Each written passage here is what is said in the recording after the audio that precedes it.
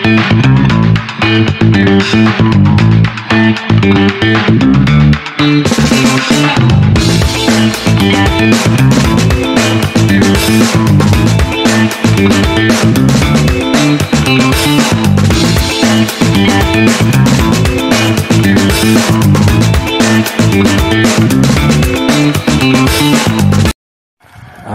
up mga ka-farm? Magandang hapon po sa ating lahat. Ngayon po ay araw ng Martes. Bali April April 2, 2024. May binisita po ko ritong property na may kabuang sukat po na 5 hectares. Na ayon po sa seller na ating kausap sa araw na ito. Bali ito pong property mga ka-farm ay may frontage po na humigit kumulang po 300 meters. At ito po ay tuhog na tuhog ng barangay road. Kaya kung nyo po makikita, ayan po, fully cemented na po itong barangay road dito sa area. And then may kasama po itong semi-bungalow na bahay. At saka po itong pinakagarahe. At saka lukaran. Ayan po, bali marami po itong nyog. Bali nasa almost 1,200 kapuno po ng nyog ang matatagpuan dito sa property nila sir. And then ito po, bali hanggang dun daw pa rin po ito sa pagliko, kaya malaki-laki po yung frontage. Kaya nyo pong makikita, ito pong nasa gawing kaliwa. Kung makikita nyo po, ayan po, hile-hilera po yung pagkakatanim ng nyog. Kaya sa mga interested buyer po, tawag na po kayo sa number na makikita nyo sa inyong screen. At sa WhatsApp Viber po para po sa additional information. Para po dito sa nasabing property. Bali ito pong property mga ka-farm ay marami pong fruit bearing. Isa-isahin ko lang po. Kagaya po nitong goyabano, langka, avocado, rambutan, lansones, mangga, at meron daw po sila ditong tinanim na 2 puno ng mangustin. At meron din daw pong marang, kalamansi, saging, kakao at 5 puno po ng pili. Kaya very productive na po itong property. Kaya na po ito, title na po ito mga ka-farm. And then meron na rin po itong lot plan. Ito pong semi-bungalow na bahay mga ka-farm ay meron pong 2 kwarto, meron pong kusina, at saka po CR. Kaya titirahan nyo na lang po ito kung inyo po itong mabibili. At dito po sa gawin na to, kung inyo po makikita, ito mga nakatanim na pinya. Bali ito po, hawan na hawan po itong property na binebenta. Ayan po siya mga ka-farm. At may mga hardwood din po dito, kagaya po ng mga gibelina at saka po mahogany. Mga puno po ng kawayan sa area na yon. Yan pong gawing malinis po na yan ang property. Kasama to sir. Ito po, kabilaan po siya. Kaya mahaba po yung frontage. Aabot pa doon kuya sa pagliko. Ayun, aabot pa daw po doon sa pagliko na yon. Kaya nasa mahigit 300 meters nga po ang frontage nito. Ang hangganan nito kuya doon. Yan, sapa. Yung may gawain na yan, sapa na yan. Sapa na yan, yan ang boundary. Boundary yan. Ayun. At marami rin po rito mga puno ng saging sa area. Dito naman doon sa bandang taas na, no? Dito sa kaliwa. Oo. Din ang hangganan. Oo, makita mo may bahay. Oo. Ito po, hanggang dito pa po siya. Kung inyo po makikita, may bahay doon sa taas.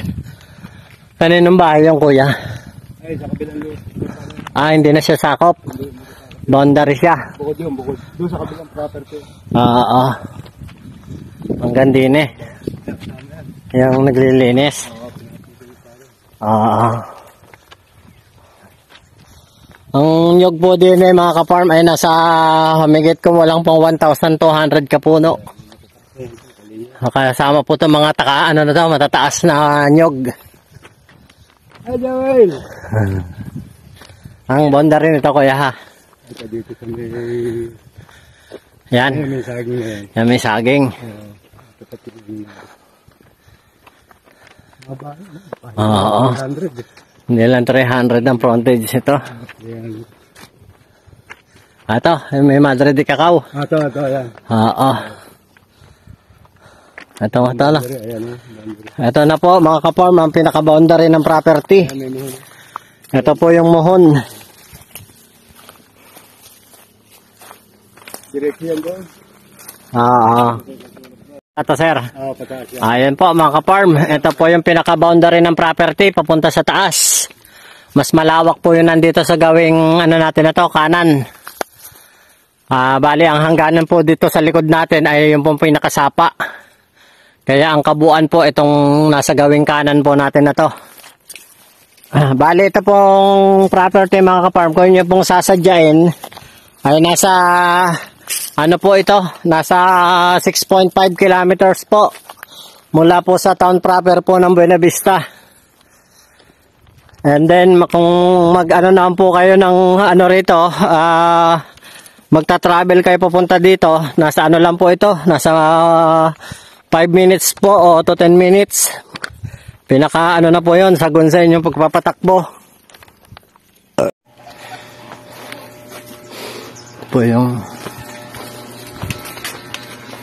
po yung kitchen.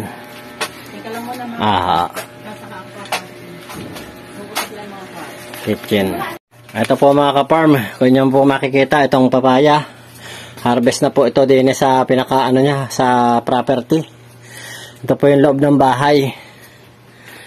Yan, ito po yung CR. Ito po yung pinaka-kwarto. Konting renovation na lang po ito. Ito po yung pinakasala niya. Ayan, ito. Ito yung pinaka ano na tindahan. May ano po rito. May kuryente. Kaya titirahan na lang po ito ng mga kabili. Aha, ito. Apa. Ito yung pinakalukaran niya. Bali, ito daw pong property mga ka-farm ay nakakapag-harvest po dito ng ano 10,000 kabuo. Ayun po kila ma'am. Dangan nga lang po medyo mainit sa ano natin na ngayon. Ito po yung pinaka kulungan nila ng baboy.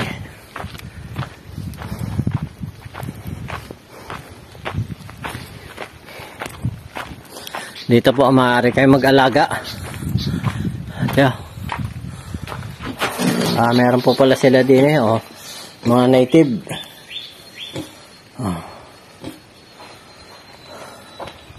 Meron po pala sila din 4.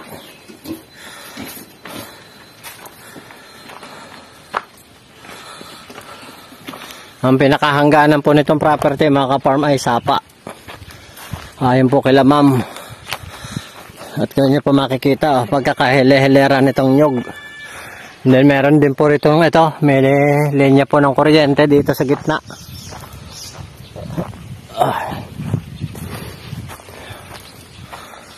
At kanila raw po itong pinapahawan, kaya kung nyo po makikita malinis po yung property. Ayun po, may nagsisiga doon sa area na yan.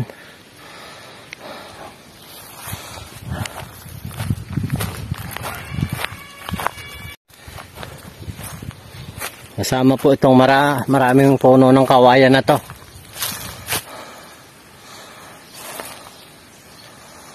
Ayan, may malaking ibon doon Tabi-tabi po.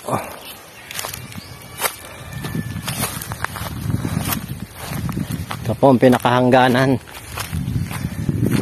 Ito sapa.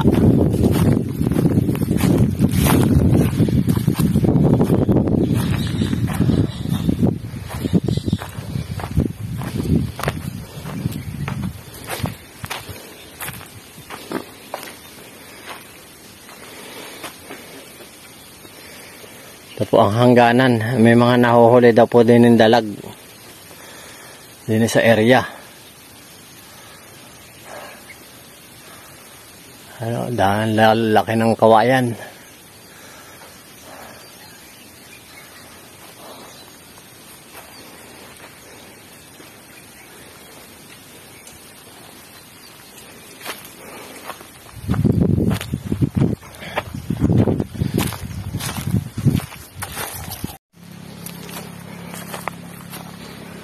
Yan po ang pinakahangganan niya, yung pinakasapa na yon. Tapos yung hawan, doon sa may gawing masukal lang, hindi na ano na po siya. Boundary na po nila. Pabalik na po ako sa bahay nila, ma'am.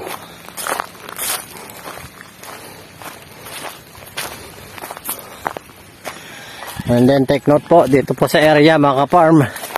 Ayon po sa kanila, meron po ditong treasure na kung ang makakabili po ay may pangkapital at makakakuha po ng clearance sa DAR or DENR. Maaari nyo pong minahin yung dito sa gawing itaas na to, yung pong natural resources na matatagpuan dito sa area.